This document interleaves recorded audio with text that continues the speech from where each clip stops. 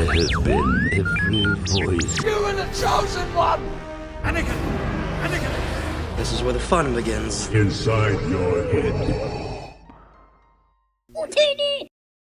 Hello my dear friends and welcome back to another Star Wars news update. In today's video we're going to be talking about the Obi-Wan Kenobi series and a very exciting tease for it. We're also going to be talking about the Mandalorian and more. As always my friends, before I dive into the news, please may I ask you to hit that big red subscribe button if you've not done so already, and also be sure to give that bell a good old tickle to be alerted each and every time that I post new content. So without much further ado and without any more jibber jabber, let's dive straight into it. So I want you to think back to a couple of days ago when I made the Kenobi set leaks video. Well, it turns out that the TikTok user who filmed that sequence of Tatooine is going to go back next month to film more shots, and apparently we're in for a big surprise. So let's see what he said. A user contacted him with "Thank you for posting this, love seeing the set," and he states, "I'm going to post some more behind the scenes next month. It's going to be a fighting scene at night, but you didn't hear it from me." He goes on to joke, "That's if I don't magically disappear." So evidently this is very exciting, and a few fans have taken it upon themselves to try and speculate what this scene is going to be. There's a general consensus that it's going to be the Maul versus Obi-Wan Kenobi sequence, but again, we can't be sure. Other fans believe that all of this is orchestrated by Disney to try and build up hype for the show, but I personally disagree with this. So now we're going to talk about Keanu Reeves, who reportedly has been cast in Star Wars. Rumours of the actor playing a role in Star Wars intensified last year when fan art portraying him as Darth Revan started making the rounds on social media. Now, a new report indicates that Reeves has already been cast in an upcoming Star Wars show,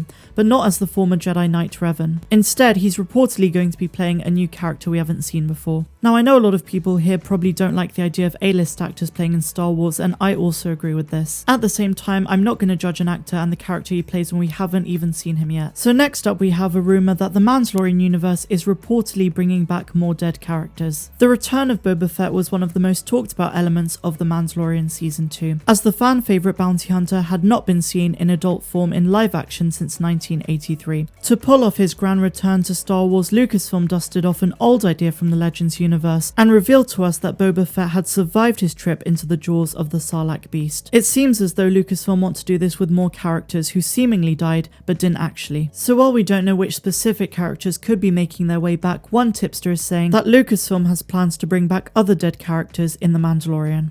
What do you guys think? Do you have any idea who they might be referring to?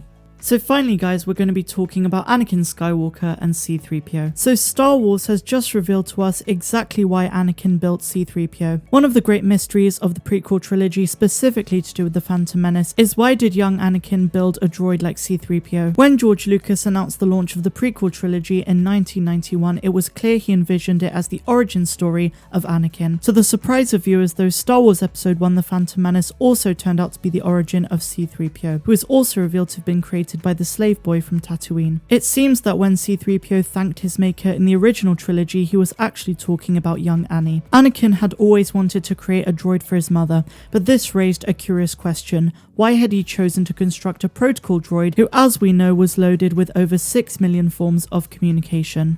Well, it turns out that Kristen Baver's Skywalker, A Family at War has finally given us a canon answer. And so this is what it says. The boy longed for a life far from Tatooine, free to explore the galaxy and fulfill his dreams of becoming something far greater than a Toydarian's property, and of course he's referring to Watto. The droid he constructed was capable of millions of forms of communication. Anakin dreamed that one day, with 3PO as his faithful travelling companion, he and his mother would be able to venture anywhere in the galaxy and be understood and be able to understand the natives, whatever their language. There's something very heartbreaking about the description because while he was freed from slavery, he was led into a life of destruction. Indeed, Anakin's childish dreams were only partly fulfilled. While he was taken from Tatooine to eventually become a Jedi, he was forced to leave his mother behind, and C-3PO was gifted to Padme by Anakin after their marriage on Naboo. But I suppose that strangely there is a sense in which Anakin's dream for 3PO was fulfilled decades later when the droid took to travelling the galaxy with his children Luke and Leia. Though Anakin would never have imagined it, C-3PO became one of his principal gifts to the entire galaxy. On Endor, it was C-3PO who managed to persuade the Ewoks to side with the Rebel Alliance,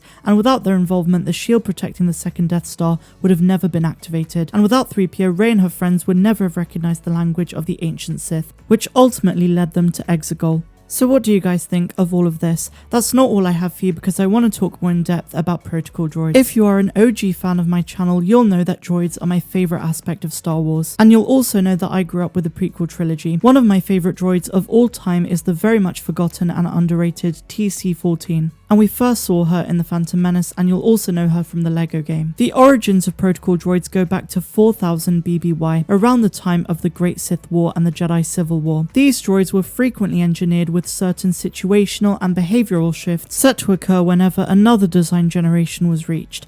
A number of these droids underwent radical changes with each new generation.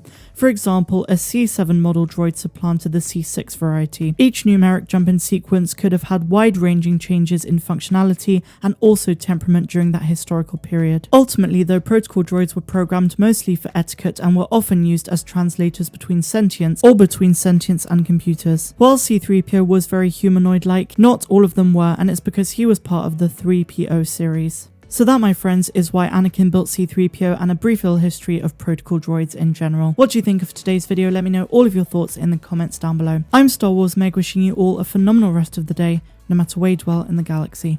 Have a good one.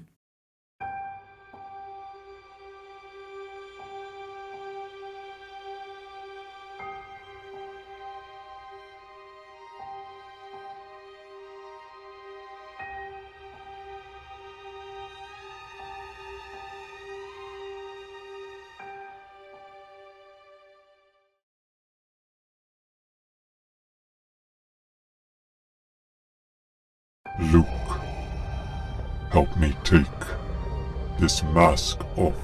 But you'll die. Nothing can stop that now. Just for once, let me look on you with my own eyes.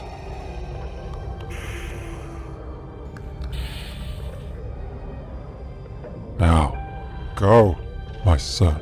Leave me. Now I am Vader. Now I will go and kill the rebel fleet, and I will rule the galaxy. Leia, my sister. She is the first one who will feel my wrath. Soon, the rebellion will be no more. The darkness has overcome me.